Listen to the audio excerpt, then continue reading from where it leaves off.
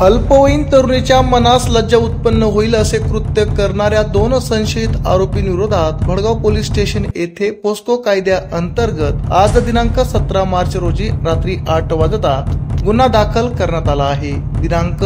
21 February 2025 रोजी सकाळी 10:30 वाजेपासून ते दिनांक 17 मार्च 2025 रोजी दुपारी 2 वाजेपर्यंतच्या सुमारास भडगाव तालुक्यातील कोडगाव येथील रवींद्र व त्याचा मित्र असे दोघे तरुण यांनी कोडगाव येथील महाविद्यालय व कोडगाव बस स्टॉप जवळ भडगाव तालुक्यातील एका गावातील अल्पवयीन तरुणी परीक्षेसाठी जात असताना वारंवार तरुणीचा पाठलाग करत होते।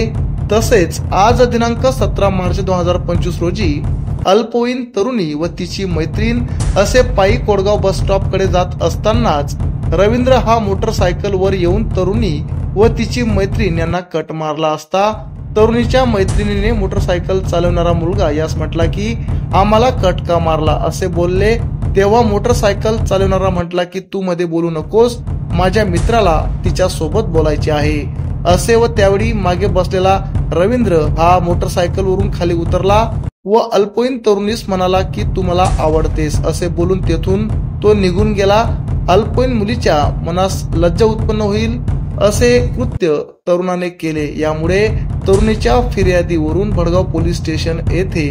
दोघेही संशयित तरुणांवर पोस्को कायद्याअंतर्गत गुन्हा दाखल करण्यात आला असून या घटनेचा पुढील तपास चाळीसगाव उपविभागीय पोलीस अधीक्षक राजसिंह चंदेल यांचे व भडगाव पोलीस स्टेशनचे पोलीस निरीक्षक पांडुरंग पवार यांचे मार्गदर्शनाखाली सुरू आहे। आमच्या चॅनलला लाईक करा, सबस्क्राईब करा, बेल आयकॉनवर क्लिक करा आणि हो शेअर करायला विसरू नका।